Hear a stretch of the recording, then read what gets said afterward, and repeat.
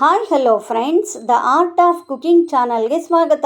ಇಂದು ನಾವು sugar cane ಜ್ಯೂಸ್ನಿಂದ ಒಂದು ಟೇಸ್ಟಿಯಾದ ಹಾಗೂ ಈಸಿಯಾಗಿ ಮಾಡ್ಬೋದಾದಂತಹ ಕೇಸರಿಬಾತನ್ನು ನೋಡೋಣ.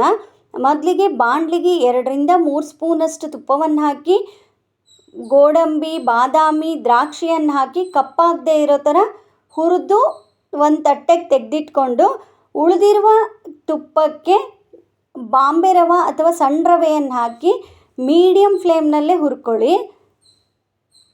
ಯಾವಾಗಲೂ ಶುಗರ್ ಕೇನ್ ಜ್ಯೂಸನ್ನು ಕುಡಿದಿರ್ತೀವಿ, ಒಮ್ಮೆ ಈ ರೀತಿಯಾಗಿ ಕಬ್ಬಿನ ಹಾಲಿನಿಂದ ಕೇಸರಿಬಾತನ್ನು ಮಾಡಿ ಟೇಸ್ಟ್ ನೋಡಿ, ತುಂಬಾ ಚೆನ್ನಾಗಿರುತ್ತೆ. ಒಮ್ಮೆ ಈ ರೀತಿಯಾಗಿ ನೀವು ಮಾಡಿ ನೋಡಿದರೆ ಕಬ್ಬಿನ ಹಾಲು ಇದ್ದಾಗೆಲ್ಲ ಈ ರೀತಿಯಾಗಿ ಟೇಸ್ಟಿಯಾಗಿ ಕೇಸರಿಬಾತನ್ನು ಮಾಡ್ಕೋಬೋದು.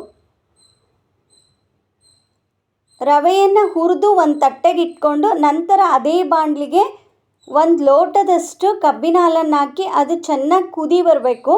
ಅಲ್ಲಿವರೆಗೆ ಕಬ್ಬಿನ ಹಾಲನ್ನು ಕುದಿಸ್ಕೊಳ್ಳಿ.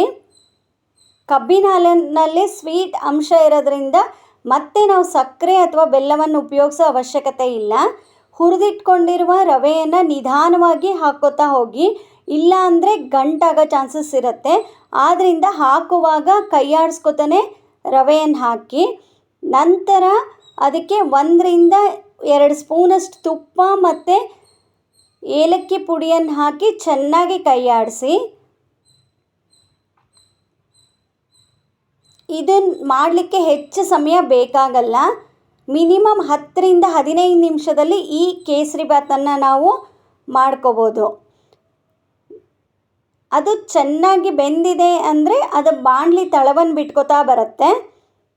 ಈಗ ರುಚಿಯಾದ ಹಾಗೂ ಕಡಿಮೆ ಸಮಯದಲ್ಲಿ ಮಾಡಬಹುದಾದಂಥ ಕೇಸರಿಬಾತ್ ರೆಡಿ.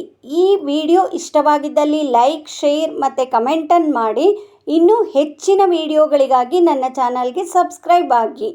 Thank you.